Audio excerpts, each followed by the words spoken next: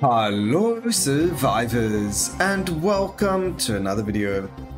In today's video we have a suggestion build from Thomas Fallen. It is using these two runes, Overwhelming Chaos as well as Oscillating Power, and we were talking back and forth and we were thinking about a build to use it, and I actually popped in my head that we've spoken about this before previously, long time ago on the Discord, with using these two runes and actually using Glacial Affinity, which increases the amount of damage that we get based on the number of stacks of slow that we apply to the enemies. So that works very well with this as well. And then unfortunately, we don't get it, but maybe using a skill that gives you prowess now could work really well in this as well. So for our runes, we actually decided we're going to go unconventional start, and we're going to grab ourselves Glacial Affinity in the beginning with Weapon Expert. So it's Weapon Expert, Endless Refill, and unconventional start, and then we run Overwhelming Chaos, Oscillating Power,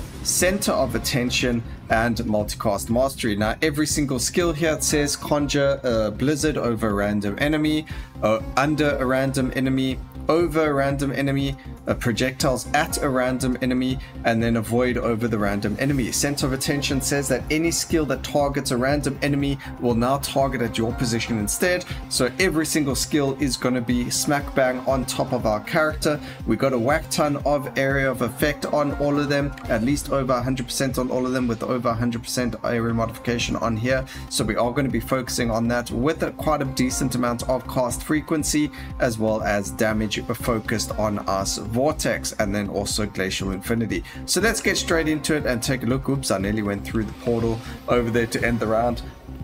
I am going to have to lower the visibility though a little bit. I'll show you what it looks like with the visibility on. It's actually quite crazy. As you can see, the voids just destroy everything. And then because we aren't on a high overlord yet, you can see we completely bring all the enemies in towards us. Unfortunately, we don't have that much healing or anything like that, so we do take quite a bit of damage if we do get hit. But if we don't want to get hit, we do have to lower the visibility quite a lot. It does stop from seeing quite all the goodies of the build, unfortunately. So if you do want to take a look at it and see what it's like without or if you don't mind dying while this occurs, then this is one of the ways. Just put the visibility on and you're going to die. So everything is going to land up on top of our character, so we do have to try and stay quite close to all of the bosses and things like that. However, as long as we are close enough with a huge amount of area of effect, we will be good. We're going to get the damage over here. We've got quite a lot of the area of effect and that stuff already, so we're not too worried. Over here we want to get the touch of ice more than anything else. There we get disarray, armor, area of I actually got armor. I want the area of effect that's going to hit everything. Over here we want both the disarray and the slow, and I could have locked the damage over there for the ice vortex, but because this is just like a demo to show you guys the insane build, we're not too worried about the stats as much as we would be if we were trying to push this to go a bit further than otherwise doing so. So there we go. It did take us 6 minutes to finish the 37-0 overlord cycle, so that's actually quite good. But I think a lot of these builds are going to be doing a lot of damage quite quickly as well. And then I did put the damage numbers on so you guys can concentrate on them if you want to. But the most important thing is to take a look at the stat screen. So we're on 518 damage. That damage itself is going to be changing the whole time, and I wish there was like maybe a number on the side here which we could change the visibility as well, just for like stupid things like this. Their damage is 78 now, back up to 600 over there. So the damage numbers just completely change all the way, from a negative, well not negative, but a really low number, all the way up to like 600%. It's just really funny as a build to see that happening, and really fun as well. So very good fun over there. We're going to grab the multicast, some crit, more magnetics. Do we need to increase the duration? Just one increase in the duration, so now we only have to look at potency upgrades. We don't need that anymore. Critical strikes can now apply doom. We don't really have a lot of doom, and we're not really worried about applying doom too much. We could probably actually get rid of that as well. We only have doom as an available source because of our ascension as well as void. Otherwise we wouldn't be worried about it at all. But really fun that we were able to see the damage numbers changing over there. That's the whole point of this build, going between a 78 damage all the way up to 733 now. That is ridiculous. Huge amount of damage for absolutely no investment whatsoever. I don't even think we've got a lot of potency in the glacial affinity either, and we just got a huge amount of damage over there. So really fun to play. Can be very strong. You can get to ridiculous amounts of damage. We've done it before, where we've got to about before prowess even existed, we were able to get to huge ridiculous numbers of damage using this method, and it's just really good.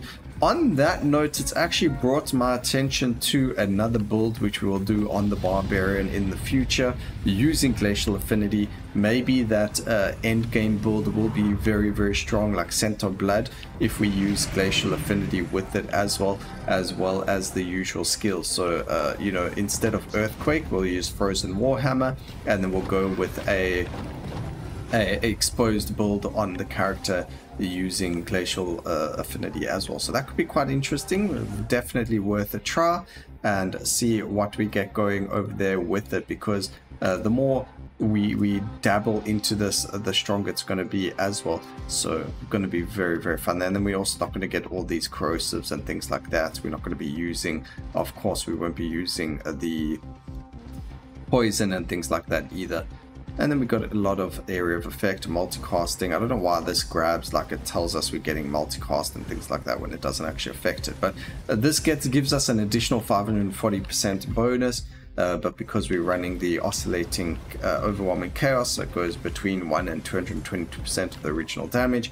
And then oscillating power, we can either go between 30% or negative 10% damage over time. So it just changes all the time. We can never know how much damage a skill's actually doing, because every second it is changing with the power oscillating all the time, like the runes and the skills say. So really funny build, really fun, very meme-ish, but as you can see, it is very easy to finish the Overlord cycles with it, and that was just such a breeze and such a fun little you know, build to play. Completely strong.